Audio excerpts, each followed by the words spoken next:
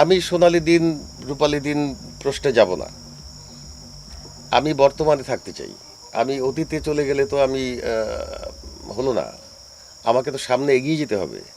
আমার যে পরবর্তী প্রজন্ম বা আমি যেই প্রজন্মের সঙ্গে কাজ করছি, তারা তো আমার থেকে বয়সে অনেক ডিস্টেন্স। কিন্তু তাদের সঙ্গে তাদের চিন্তা চেতনাকে যদি আমি ধারণ করতে না পারি, তাহলে তো আমি তাদের সাথে মিশতে পারবো না, তাই না?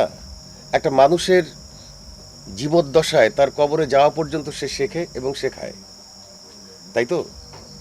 এখন ওদের কাছ থেকেও আমি শিখি এবং আমার কাছ থেকে ওরা শেখে। এই যে রিসিপ্রোকাল আদান প্রদান বিষয়টা, এইটা তো চালু থাকতে হবে। আমি অতীতে চলে গেলে তো সেটা হবে না।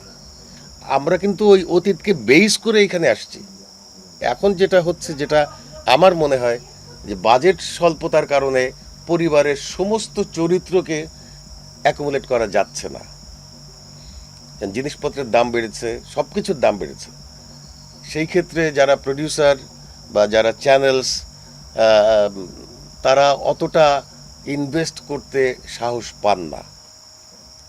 এই এই জিনিসগুলোর থেকেই আমার ধারণা যে পরিবারের সমস্ত সদস্যকে অ্যাকুমুলেট করতে পারছে না। পারবে, একদিন না একদিন নিশ্চয়ই পারবে, আমি আশাবাদী।